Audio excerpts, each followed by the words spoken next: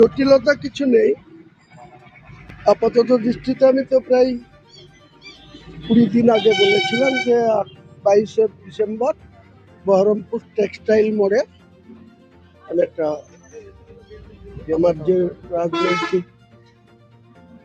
দল খুলছি নতুন করে, সেই দলের সাধারণ মানুষকে সামনে রেখে সাধারণ মানুষকে জমায়েত করে আমি এই সভাটা এখন জানতে পারা যাচ্ছে।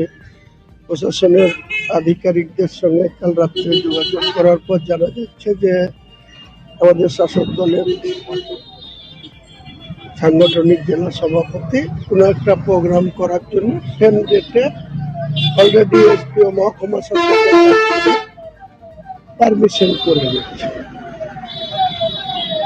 তো সেই পারমিশন যদি উনি করে থাকেন, সেটা কি উদ্দেশ্য করেছে আমি এই মুহূর্তে কোনো কথা বলতে চাই না। তবে আমার সভা নির্ধারিত ডেটেই হবে।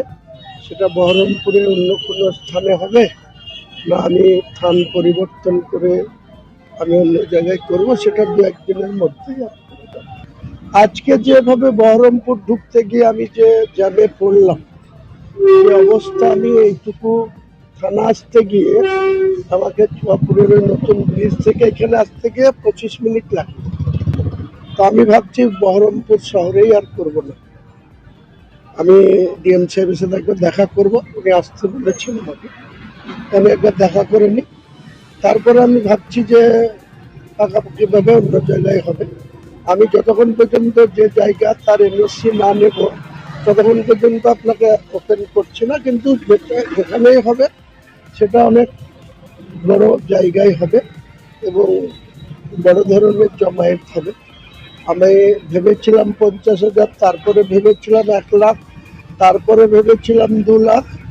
আজকের দিনে যা পরিস্থিতি, যেভাবে গোটা জেলা থেকে জেলার বাইরে থেকে আসবার জন্য আমাকে বারবার বলছে, তাতে আমার মনে হয় যদি 6 ডিসেম্বর প্রশাসনের যে খবর ছিল তার 10 গুণ লোক বেশি হয়েছিল।